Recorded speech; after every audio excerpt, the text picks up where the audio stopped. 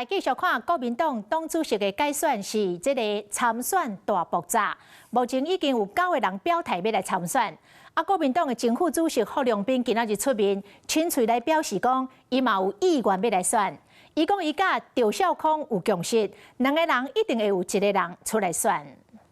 走。表情真轻松，风声讲因为要参选国民党党主席的国民党前主席郝龙斌亲嘴讲出来啊。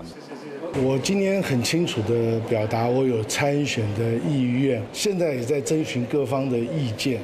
郝龙斌讲，伊拍算要选党主席，而且已经开始准备啊。因为目前那赢党内已经有9个人表态。伫台中市长罗秀燕表示讲，无要参选以后，天路派成为左右战局的关键。风声讲，挺朱立伦这边一定有动作。国民党主席朱立伦进前更加特办中评会主席的证书，和见到内发起人赵少康，和伊有参选党主席的资格。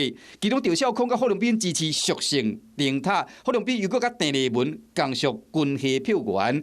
外界分析讲，党内形势愈乱，对挺朱立伦这派有利，这步有一头杀三树的意思。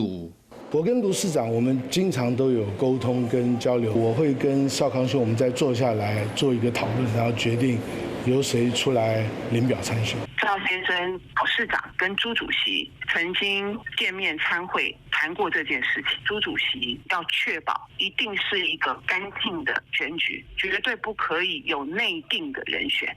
看这个办事，郑丽文已经表明立场，选到底。郝龙斌继续咧拜会党内大脑，听因的意见。甲赵少康什么人会成为参选的第10个人，的确会影响到国民党党主席的战局。Hello， 我是蒋欣梅。想要抢先掌握最及时的新闻资讯吗？赶快订阅、按赞、开启小铃铛，锁定华视新闻 YouTube 频道。